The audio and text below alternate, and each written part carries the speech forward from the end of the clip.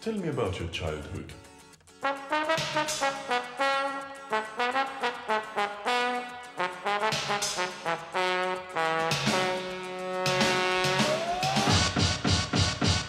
the tender age of 3, I was hooked to a machine just to keep my mouth from spouting junk.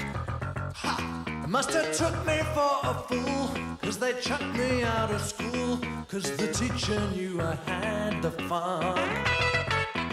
But tonight I'm on the edge, let us shut me in the fridge, because I'm burning up. I'm burning up. With the vision in my brain and the music in my veins and the dirty rhythm in my blood. They are messing with my heart, and they're messing with my heart, and they're messing with my heart. Won't stop messing with my, ripping me apart. Hyperactive when I small, hyperactive when I'm grown, hyperactive when the night is young. In a minute I'll go.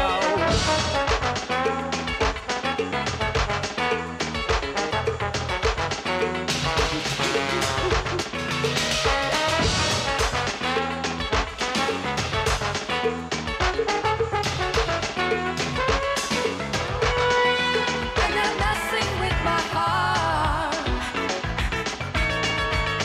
So how long have you been having illusions? Keep on messing with my heart. Please tell me more about your mother.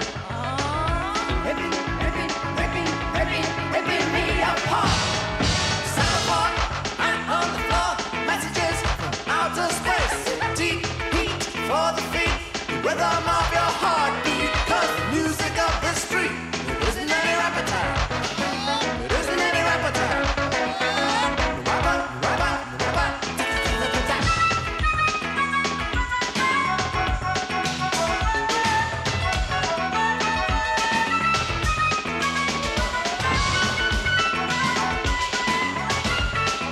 I can reach into your arms like an itch in your headphones. You can turn it up. Yeah, I'm the shape in your back room. I'm the breather on the phone. And I'm burning up. But there's one thing I must say before they lock me up again. You'd be safer at the back.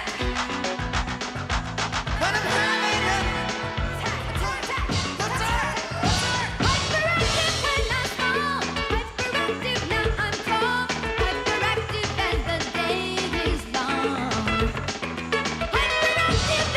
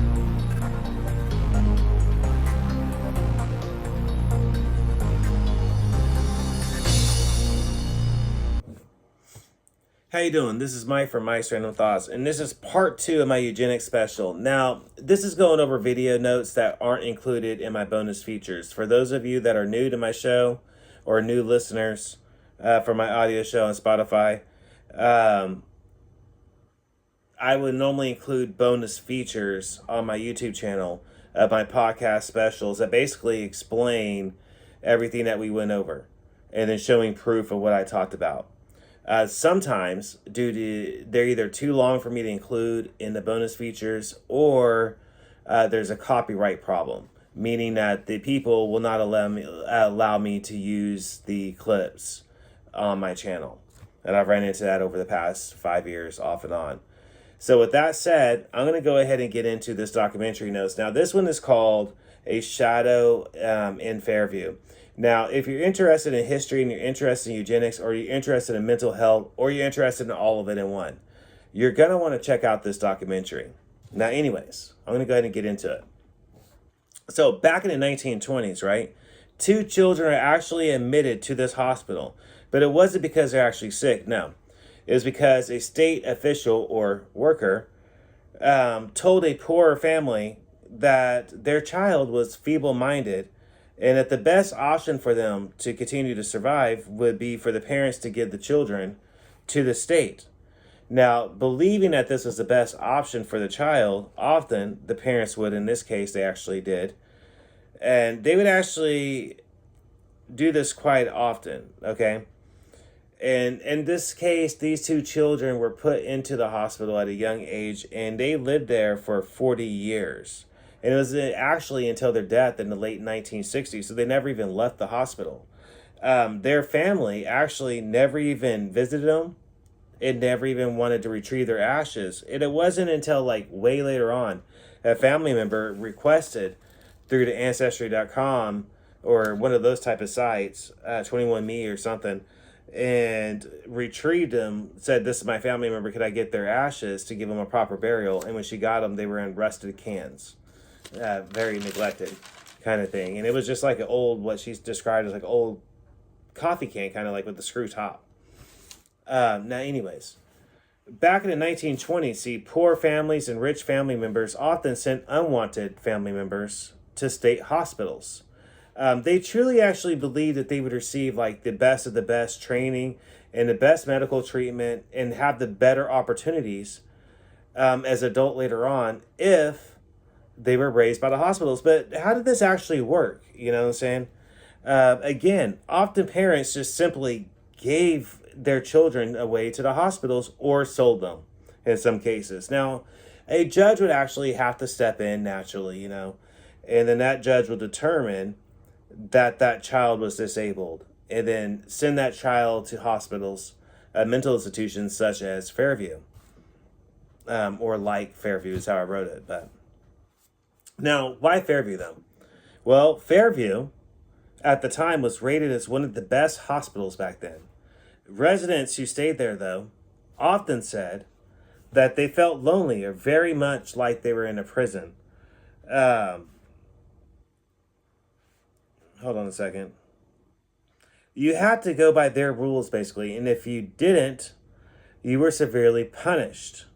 One lady stated that she was sent there when she was 15, and she basically stayed there her whole entire life. Now, in this time period, a group was formed, all right, and they were called Mothers from Hell, and they were basically purposely formed to show evidence of physical abuse that the patients were going through, including being put in restraints majority of the time, because you're not supposed to put patients in restraints for long periods of time. But they would basically be placed in them all day, or you know what I'm saying, in some cases, all the way in through the night, never let go of them. Now, some residents actually spent their entire childhood, like I was just saying, in these hospitals. Some, however, only spent, their childhood and then they would transition out as an adult. Some, though, they spent their entire lives there. They never left, like the ones we were just talking about. Now, some of the staff actually spent their entire careers in these hospitals. Ones like at Fairview, they never left. They just got promoted within and they just kept working up that ladder and so on and so on. You know what I'm saying?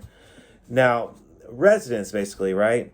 They stated it was an absolute hell and complete with physical and mental and sexual abuse. Now, they stated there was no good anywhere that you would actually look at the hospital. If you had to stay there, residents said that you would not last 1 hour, let alone a day, because of the amount of physical and sexual abuse that the staff would actually imply on the patients. Now, you have to remember that this is in a time period back when disabled individuals, you really didn't have no choice if you're disabled, okay?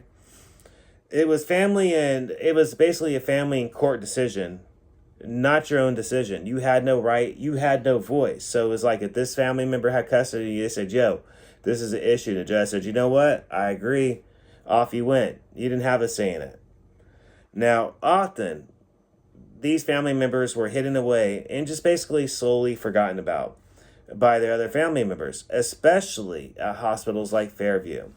So, they would put them in there. Think about they're saying it's like an old folks home.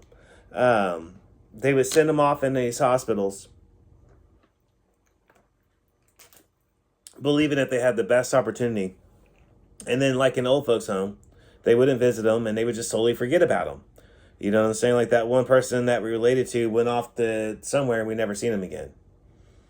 But anyways, moving on.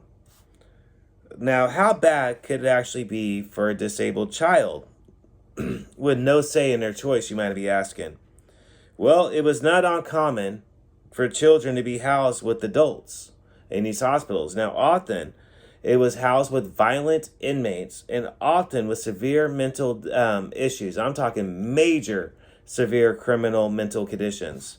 And they would put children in the same room with them very often. Now, the fact that people believed in science and doctors back then, it wasn't uncommon.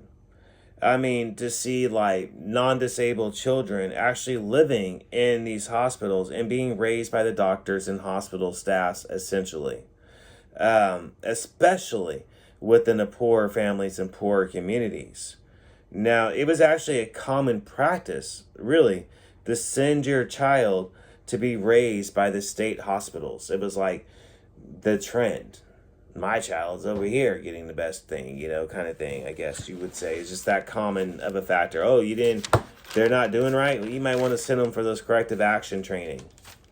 Does that sound familiar to anybody? Any politicians been tripping off stuff like that lately? I mean, we're 7 minutes in.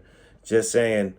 Anyways, now, there is actually over 30 states that pass compulsory sterilization laws. Now, this is actually ongoing in many cases of doctors promoting euthanasia kind of programs, especially back in the early 20s. Although, ironically, when the 2000s and thanks to Canada and other places, they're back at it again. Anyways, one of the main pushers of eugenic laws was Dr. Bethesda Owens Adair. And he was a main pusher of euthanasia, all inmates at mental health hospitals who were considered perfect candidates for sterilization at the time, naturally. Why wouldn't they be? They already didn't have a say. So the Board of Eugenics was made up of doctors and numerous state workers. In fact, the common mental health hospital policy was anyone who was to be released. If you were to be released, not without being sterilized first. That's just a fact. Now, before tranquilizer drugs became popular, 2/3 of the inmates were actually put in restraints majority of the time. Residents said that they were constantly under narcotic influence of some kind, especially for their disabilities. If you were not a resident, you were not allowed to stop them. They would, they would force you to take the drugs. If you refuse, often the inmates will be severely beaten, smacked, head smacked, beaten, punished in some kind of shape, form, or way. Okay? And my off the top part of this, you're going to find out why I had a hard time doing some of this research. So, at mental hospitals, you lose your ability of choice. You're left with only the following, basically, commands, and told is for you. And you're basically told it's for the betterment of your health. So just do it already. It's for your own good. Take the pill. Take the drug. You don't need to worry about what's in the shot. Just take the shot. You don't need to worry about what's in the pill. Take the pill already, all right? Quit worrying about the side effects. Just take it. You don't need to worry about it. It's for your health. You had no say is what I'm saying. This resulted in being experimented on often, secretly, majority of the time. And basically exposed at that time period, they were exposed to all kinds of shock therapy, lobotomies, which is severe brain conditions, unneeded surgeries, was actually extremely common practice. And it wasn't really unneeded as much as these twisted scientists were basically saying, hey, this person has no legal rights over their mind or body.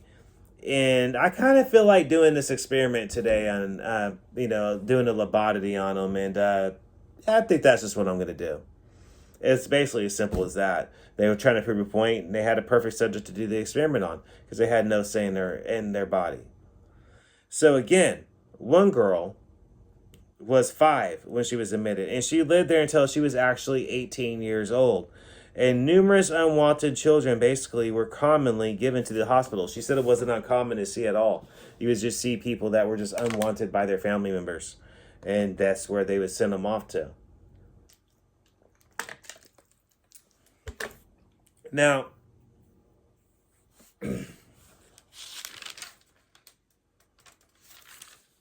this next one was over Native American boarding schools, and it's called The Reckoning. I highly recommend you see this. Myself, I have a lot of family members that are Native American. My wife herself is Native American, or a part Native American. And I have a lot of adopted family members that are Native American. A lot of them are Cherokee, Osage, and Delaware, and some other stuff. But at any rate, so I really went into this research on boarding schools. I'm going to try to do some interviews with people that I know that are Native Americans, try to see what they can tell me about from their own mouths, what their grandparents told them or their fathers told them about what they went through at some of these boarding schools. So I got to tell you, I think that what was surprising to me was the fact that they were ongoing as late as what they were. I knew as a history buff that the Native American boarding schools were a thing. I just didn't know that they were ongoing as late as the 1990s. So with that being said, I'm going to go ahead and get into the research material. So boarding schools were actually organized, right, to take on the natives, literally. They wanted a system that would basically civilize the Native Americans that was out there. And not surprising, the U.S. government was wide open about it. They didn't hide it, is what that means. They would actually give speeches stating education should be used as a weapon, and if done right, the government's goal can be accomplished.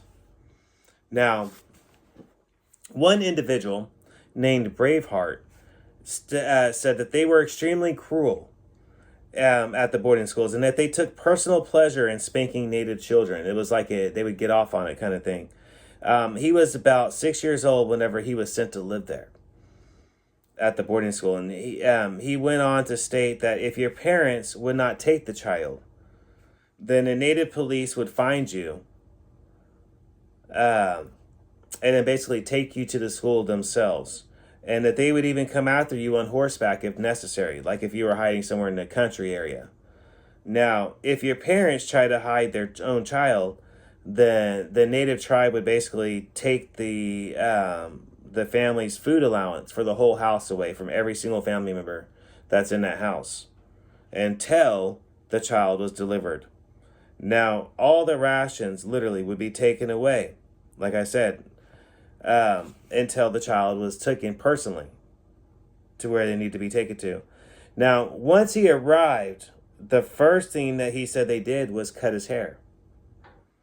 Now, all Native men, he said, had to have their hair cut at the boarding schools.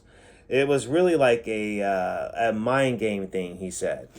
They would laugh and do kind of sick, twisted stuff to him whenever they would do it. Now, physical and sexual abuse was rampant in everywhere, and it was very common in the schools, he said. The thing is that most boys, especially being Native, they never spoke about the sexual abuse. The priest would often beat the children as well with the sash that was full of metal pellets. The children were also not allowed to speak their native language. If you were caught, they said you would be severely beaten. And I mean beaten badly. Just for speaking their native language.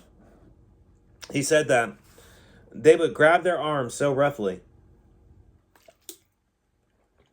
that there would be finger points or fingerprints and bruises for days, right? That lasted several days, he said. The boys often would do drugs, and they would call the drugs medicine. And they basically did it to take the pain away. Sadly, the practice still continues throughout majority of Native American reservations. And again, I'm going to try to include more information in the bonus features. I plan on it. And I'm going to try to formulate some questions. And I'm going to try to reach out to some people. And we can have kind of like a Q&A about the Native American part. Because I'm really curious what some of the local people in Oklahoma, being Native American that I know, could tell me about the Native American boarding school history. Because that documentary clip, there wasn't much information I included from it. I do recommend it still, and I'm going to include some in the bonus feature as it is, and I'm still going to reach out to people I know, like I said, because I think it's crucial to understand. Like, I didn't know it was ongoing into the 90s.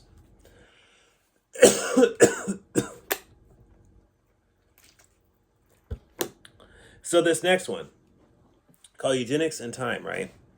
Now, according to the new polls, among the 14 and 15-year-olds, Winston Churchill is becoming extremely unpopular. Many of the youth are actually calling to cancel Winston Churchill completely, including monuments of him to be immediately destroyed. Now, interesting fact for everyone, by the way, Winston Churchill is actually a distant cousin of beloved Princess Diana. Now, anyways, moving on. Back in 1910, Winston Churchill was promoted to Prison Sealer's Home Secretary. Now, this is where he basically first began to like eugenics. He was actually very interested in the sterilization fact of it and how to sterilize what he called the unfit. Now, the top educated circles absolutely loved eugenics back then and sterilizing the unfit. And who were the unfit? Well, naturally, it was the poor, the disabled, and basically anyone that was deemed undesired by their family members. Now, the real fear of the rich is actually that the poor and minority people were simply reproducing at a quicker rate than the educated classes.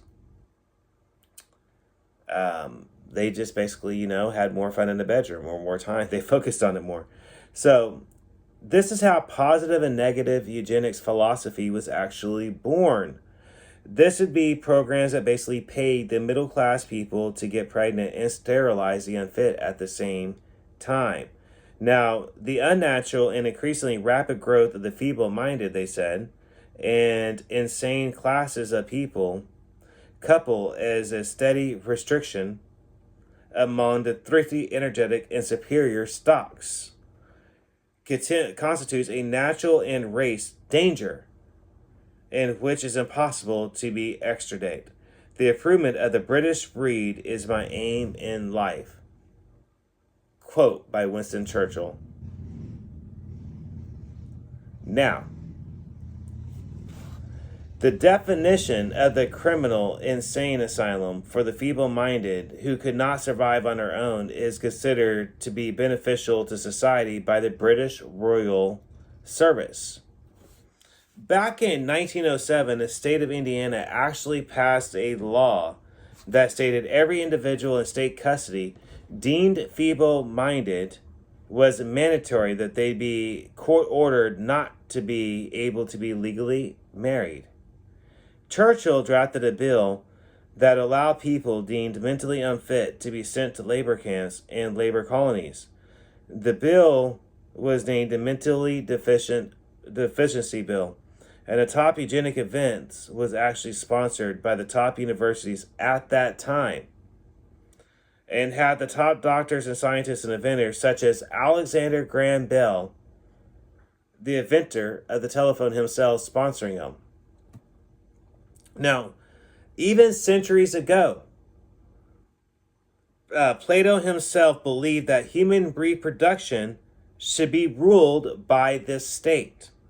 He once wrote that the good must be paired with the good and the bad with the bad. Hold on. And the offspring of one must be reared and the other one must be destroyed. And eventually that stock, he said, would be preserved. Now, I want you to also keep in mind, numerous Nazis actually loved Henry Ford, his publication of Eugenics, and his hatred of the Jewish people, which he saw was one of the world's biggest problems. You heard that right. Henry Ford, the inventor of the Ford car, was one of the biggest racists that you ever heard of.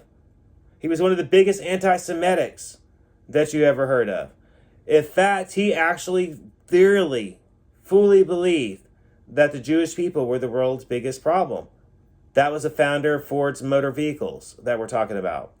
Adolf Hitler actually wrote in Mein Kampf that Henry Ford is one of the single greatest men in world history, and that he praised America's efforts and advances in eugenics, and that he had copies of Henry Ford's book of International Jew in his Munich's office, as well as he also immediately had it published in Germany as fast as he could. John D. Rockefeller was also a huge advocate of eugenics programs, and he helped numerous eugenics programs get started financially, as well as in Germany, including World War II. And I'm going to get into that in a second. He even funded some of the same programs that notorious Joseph Mengele actually worked at before he began working at Auschwitz. Now, one common eugenics researcher's methods was to actually give individuals infected blood, food, drink, and vaccines. Did you hear that right? Let's say that one more time for the people in the back. One of the most common eugenics research methods was to give individuals infected blood, food, drink, and vaccines. Even infants were given infected milk to babies on purpose for scientific advances. Worst of all, it was legal to do for medical research purposes. What that meant is, as long as they could prove that it was for medical research purposes, even if it killed or harmed the individual, including infants who had no say in their lives whatsoever, as long as they state it was for research purposes, it was perfectly legal for them to do, as long as it was for science. And yes, I was loud about that last part, because I don't think people realize how easy it is for these twisted scientists to put poison into the food, water supply, drinking supply, vaccines, and give people infected blood. If they did it before, do you really think they wouldn't do it again? And if they are doing it again, how do we stop them? But I want to go back a little bit. So why was this harder? You guys heard me say this off and on. Why was this a harder one for me to do? Because I will be trying to formulate something.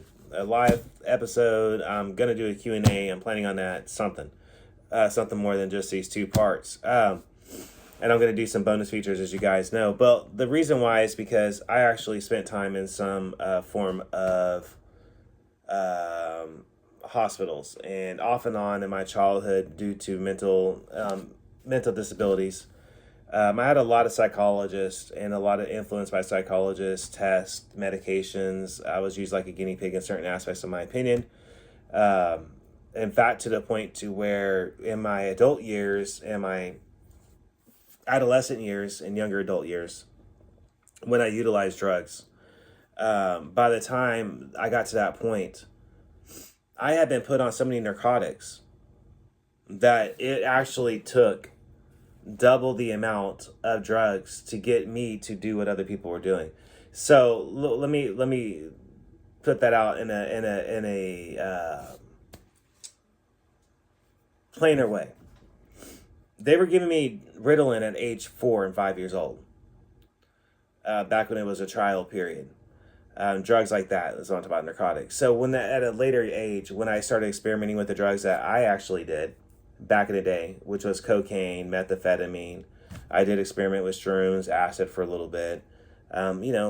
Basically I did not like needles. That's why I never did heroin. But everything I did basically is stuff that they did, our grandparents did back in the 60s and 70s. Like, you know what I'm saying? It was never anything... it was bad in its own sense, but it's crazy to think about in that sense. But anyways, so it would, to get me to the point to where other people were like, kids, you would have people drawing or people doing this or people doing that over here or just a million miles an hour, right? To get me there, I had to do double the amounts that those other people were doing because I spent my whole life on uppers and downers that they were prescribing me in some shape, form, or way. So I would have to do double the amount of cocaine or more methamphetamine that they were doing for me to feel like that where they were. And I had to do a lot more than they were doing. I actually was told by a doctor one time the amount of drugs that I was actually consuming should have dropped a man that was double my weight, like a full-grown man that was double my weight. He said the amount I was doing should have dropped him dead. And I do say that a lot of that's probably due to my lifetime of them giving me different prescription pills, and that's being part of the RX generation. You know what I'm saying? I was an 80s baby. So a lot of our parents, you know what I'm saying, were like, oh, your kid has ADHD, give him this pill. Oh, your kid has this, so go give him that. Well, now that he's on this, they need to take this. And then whenever I was in a hospital or clinics or whatever you want to call them, like Little Rock Children's Hospital was one of them. They have a section on the top that's fenced in. I remember that. On the very top of the basketball court. It's all like chain linked fenced in. And you can't, there's a story behind that. That a kid leaped off is why they got fenced in. From what one of the people that was there told me when I was little. From what I recall. But absolutely just insane the stuff that happens in these hospitals. And historic wise, it's like I said, they have no say. Disabled people that are living in mental institutions, it's basically their word versus all of the staff's words. So the psychologists, the doctors, the staff nurses, all of them. So if this person's saying, hey, this is happening, and then they say, oh, it's a delusional response from this, or it's an abnormal response from this, or it's this or that. This is the reason for it. And they take the more educated person's word over the disabled person majority of the time still. That's why I say a lot of the disabled people that's in the hospitals and the mental institutions, a lot of them, I compare them to inmates because they don't have much say, you know what I'm saying, over their bodies and what happens to them. And historically wise, there has been numerous cases of rampant sexual abuse, rampant physical abuse, and mental anguish and torment, and even on to death, from numerous different clinics, hospitals, and mental institutions, whatever you want to call them. And they're simply basically wiped underneath the rug. Do you get what I'm saying? Again, a lot of them don't have say. Essentially they're a ward of the state. So it's their word versus the state. It's their word versus the doctors. Do you get what I'm saying? It's very rare that these cases that I know of actually go really far into court. Do you get what I'm saying? And I can honestly say, being high functioning disabled, I was in a room one time, and this girl, I'll never forget her. She was drawing a drawing of her holding a bloody knife and dead bodies around her. And I asked her, I said, who are those? And she said it was her family. Well, it turned out she was molested and raped by all of her family before she was put into the hospital. And I'm not sure if something was still going on to her. I know that she would lock up sometimes. When I first got there, she was on top of the roof, and she was throwing shingles at male staff members, and only male staff members. So y'all do the math on that one. So does stuff still happen in them? I have reason to believe it does. And I can honestly say that something should be done in the mental health institutions. Something should be done in the mental health field to curb so many dependency on narcotics. Not necessarily different type of treatments. I'm actually on a non-narcotic. One of my main pills is non-narcotic that I take. And I still take it because they want to try to put me on narcotic, and I won't do it. I'll stick to the non-narcotic because I don't like narcotics. Do you get what I'm saying? It's as out there as that is. Yeah, I know it's surprising because I'm Mike's Random Thoughts. You know what I'm saying? But yeah, I don't like narcotics. And they're trying to put me on one right now, and I don't like narcotics. So I stick to the non-narcotic drugs, but I will say from experience that a lot of these kids don't get that option. And they are turned into addicts. You know what I'm saying? A lot of them will end up homeless later on because they're forgotten about. You remember how I said how, according to the research, these hospitals, they said that some kids age out, like they become an adult and they leave, right? Well, it didn't say that they were successful. It just said they left. A lot of them end up homeless, drug addicts, even worse than what they already were. And I say even worse than what they already were because I'm telling you right now, they don't have a choice on the pills. You get lined up on pills, like they just give you the pills. And you take the pill, and they make sure you check to make sure that you check the pill. And they don't really tell you what it is. You find out later on in your meetings or whatever, or they'll give you an idea what it is. You know what I'm saying, and what it's for. But it's like the research said, it's for your own health. You get what I'm saying? So it'd be like this pill and this pill and then this pill, you know. And I was a young age and it was like that. Just I remember 4 of them at one time. And this is very, very common in the mental health field. And that's why this was such a harder podcast special for me to do because of that. You know what I'm saying? Because of myself being mentally disabled and hearing some of these doctors, and you're going to hear it for yourself in the bonus features, but hearing them say the stuff that they were saying, and so bold-facedly in the way that they were saying it, it makes your blood boil, especially as a disabled person, especially being high-functioning disabled person. It makes your blood boil because you're like, they truly did not have a say or a voice for that matter. You know what I'm saying? It was like they were trying to go against the whole state and doctors, and who is the judge going to believe? The inmate? Or the patient? Or are they going to believe the doctors, the staff members, and etc.? Do you see what I'm saying? In a sense, it's dangerous. It's the same way that it's dangerous in the same way that nursing homes are. There's a lot of abuse in nursing homes.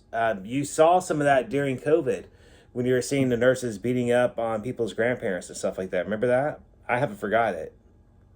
But at any rate, that's the stuff that I'm talking about. Like, you know what I'm saying? They get away with it for the most part, majority of the time. You only hear about a small fraction of the cases, but it's a much larger problem than what you think of.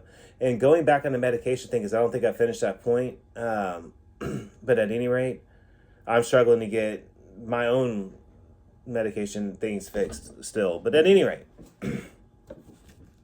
there are far too many people over medicated, running around, and they're getting told this for this medicine and this medicine. And what happens is, so you take this first medicine, right? And you're cool. All right, cool. I got to take this pill and maybe this pill, right? And then you go to get your checkup. And they're like, well, we also need you to take this pill. And then before you know it, you got another pill you got to take. And now you're up to 4 different medications. And you're being told that you got to take this medication because this medication helps with the side effects from this other medication. But then you got to take this other medication for this other problem. But then you got this other medication you got to take for that side effect on top of that. And before you know it, you're up to like 5 or 6 different medications. And you're up to 5 to 6 medications. And you ain't even 30 years old yet. Do you get what I'm saying? So that's what I mean by over-medicated. Do you get what I'm saying? I mean, I remember being in my 20s and I was on blood pressure pills, or my later 20s, I was on blood pressure pills, like 4 or 5 different types of pills until I started finding different ways to, different ways for treatment. You get what I'm saying? And that's the only thing you can do. Otherwise, a lot of them get stuck on that. And then unfortunately, like I said, a lot of them age out, end up homeless, and end up drug addicts. And die either of overdose or just forgotten about. And they're already forgotten about a lot in there anyways. They're very depressing places. A lot of these places are when you go into them. If you haven't visited any of them, go visit one sometime if you can. And you'll see what I'm saying. There's a lot of forgotten kids out there. A lot of them are going to get aged out of these places and get put into the streets. This has been a brief history of eugenics. And like I said, there's a lot I could go into. And there's a lot I still want to go into. They mentioned how we went into... I wanted to show that correlation, though, of the connection. Because at one time, Hitler, Winston Churchill, and Henry Ford, they all basically agreed on the same principles for what they believed in eugenics. And that's a connection showing there. John D. Rockefeller, the Rockefeller family, helped fund the Nazis' research. So when you think of Auschwitz and the death camps and all that, Rockefeller was helping funding all of that. It wasn't until, like, I think the middle of the war that he realized, oh, wait, they're doing all of this craziness with it. And I might be even off on that. It might be later than the middle of the war. But he was helping funding that, and numerous other companies at the time was funding it, because everybody in the educated circle was like, science and eugenics is the future to create the better human race. And that's what they were doing. They believed that they had the best of the best and the brightest of the brightest minds, and they could decide what was the best and the most perfect human being to be functioning out there. Folks, it's as simple as that. That's why I say it's twisted science. It's bad science, it's evil, it's wicked, it's twisted science, it's everything wrong with it. There's no good in eugenics when you really look at it like that. Not overall. Majority of it is twisted and insane. You even have, I don't even know how I skipped that. Because Margaret Thatcher, the founder of Planned Parenthood, she is part of the eugenics history. I think I might have skipped over that part on accident. But at any rate, she is the founder of Planned Parenthood, and she sat on the American Board of Eugenics Council, and I believe she also sat on one of the European boards, but don't quote me on that last part. So, when you think of Planned Parenthood, I want you to think of, when you think of abortion, think of Planned Parenthood. So I want you to think of Margaret Thatcher, and I want you to remember something. Margaret herself was a female Ku Klux Klan member.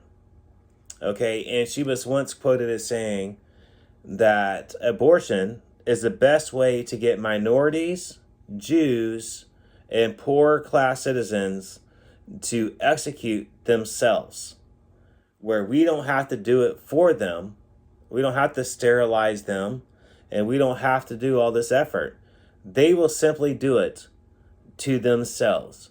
That's an actual quote that I'll never forget seeing by Margaret Thatcher, who is the founder of Planned Parenthood and was also a female Ku Klux Klan member.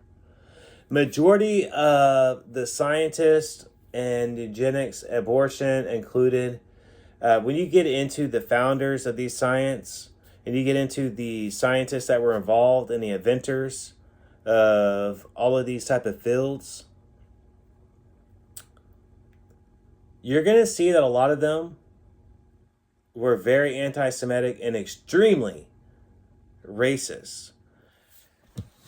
And unfortunately, and yes, it's obvious, look behind me, I have massive love for my country, but we have done some messed up things through history, okay?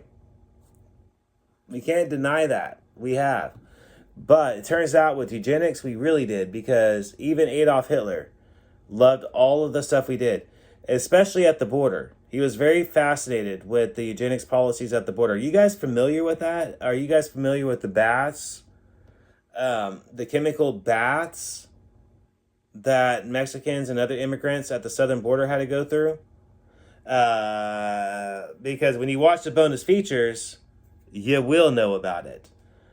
It's something I can't unsee. I'm a history buff. I'm a World War II buff. I had no clue. I had no clue that Adolf Hitler was inspired by American border policies when he thought of Auschwitz, when he thought of the gas chambers, when he thought of the horrible ways to kill the massive number of Jewish people, gypsy people, and people that he deemed needed to be killed. He was inspired by our own government's programs that were already being used on the southern border. And I'm going to show you proof of that in the bonus features. And I'm going to show you more proof than just that in the bonus features, as I always do. Because, folks, like I said, eugenics needs to be talked about. It needs to be talked about. People need to know how twisted this science is, because it keeps coming back like a broken record. And normally when it does, it comes back in the name of progress. And it comes back in a disguise, in some type of way, with an alias word, and some type of humble definition behind it that's not really humble when you really look at it. And then when you really look at the science behind it, it's horrible. A lot of people have died. Millions and millions have people globally have died at the hands of eugenics and the twisted science behind eugenics globally throughout history. And right now, with all of the global war going on, and with abortion on the rise everywhere, and with reproduction rights and the hot button issue every single which way you look at, when you turn on the news and you turn on the radio, and every single which way you look at, it's making its ways back around again. Because I'm sorry to tell you this, abortion is just another form of eugenics. It wasn't that long ago that you could see an old episode of Steve Harvey where he flipped out on Gail, who at the time was Oprah Winfrey's homegirl on the show. And she was like, this is Oprah's favorite makeup to use that she claims keeps her young looking. So Steve was like all excited. Oh yeah, what is it? Put his finger in it. It was like, I don't know if he pretended or if he did put it on his face. And she said, yeah. And he was asking what's in it. And when she said aborted fetuses, that boy flipped out faster than what you could flip out, saying, you said what? I put what on my face? But when you look at the makeup industry as a whole, and you look at the makeup industry as a whole, you're going to find out it's another industry that's full of what? Twisted science and eugenics. It's full of it.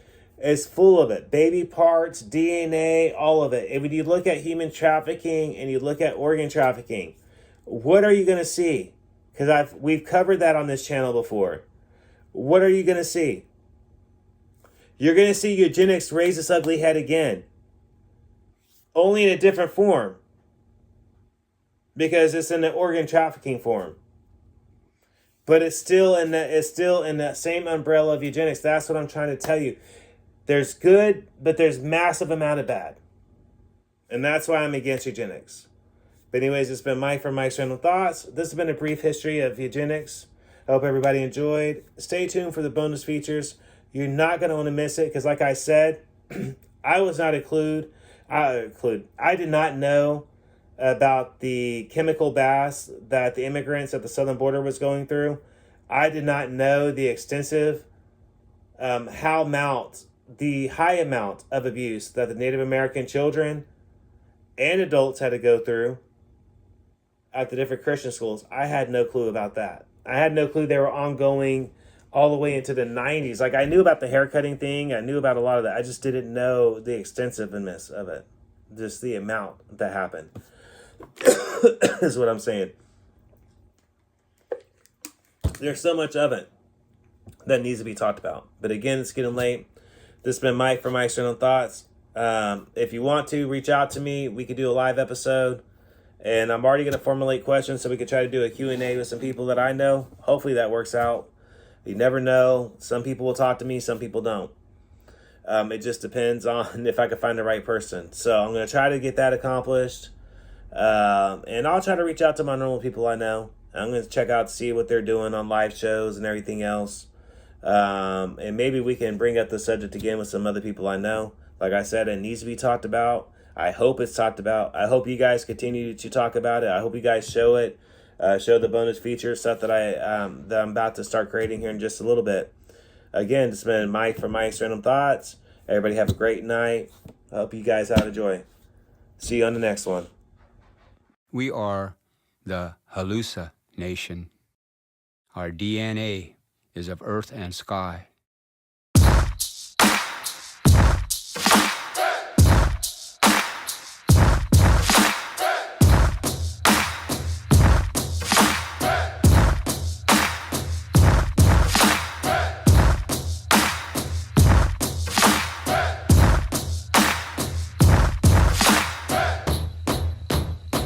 Bismillah.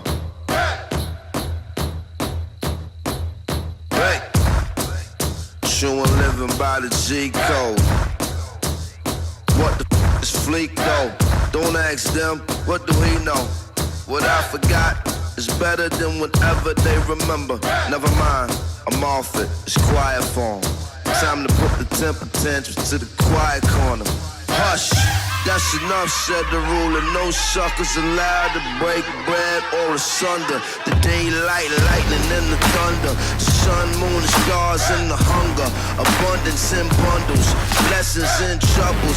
Towers and tunnels, views and valleys, waves and peaks. Streets you from, son, planet Earth. And ain't scared of no Mars attack. What type of bars is that? Stay off my jack. I'm out they corny riot garments. Top 5 diet on them. Super fly, slicker, top rope. Eagles diving on them. You why you lying, homie? You won't play with my emotions, Smokey.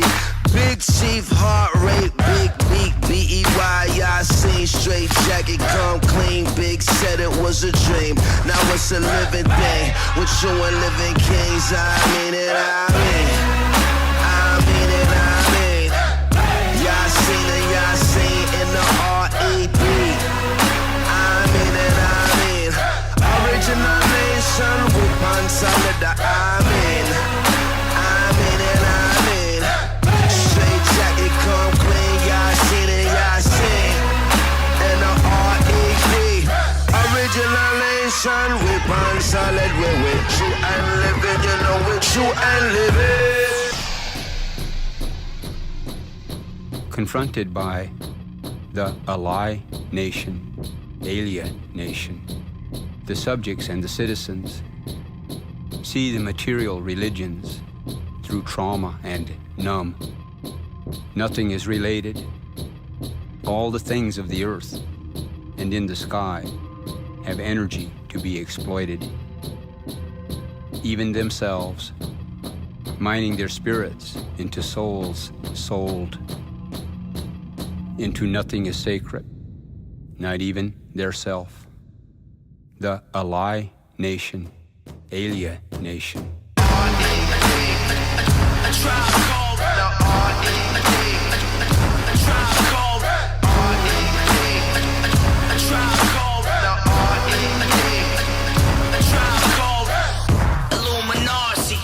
emergency on planet Earth.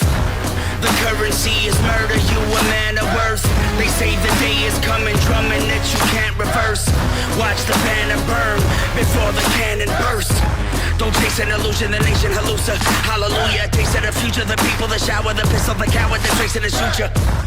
Lonely martyrs, magic carpets, dirty blankets, Coca-Cola, soul controller, holy waters. Middle East mode, sand glorious, cheat code in Babylonian, the Orient. My superhero got the people power. Yasin and Yasin, you should heed the hour. With you and living kings, I mean it, I mean. I mean it, I mean. Yasin and Yasin in the R.E.B. I mean it, I mean. Original nation with one solid, I mean. I mean it, I mean. Straight jacket, come clean, Yasin and Yasin in the R.E.B. Original nation with one solid, with true and live it.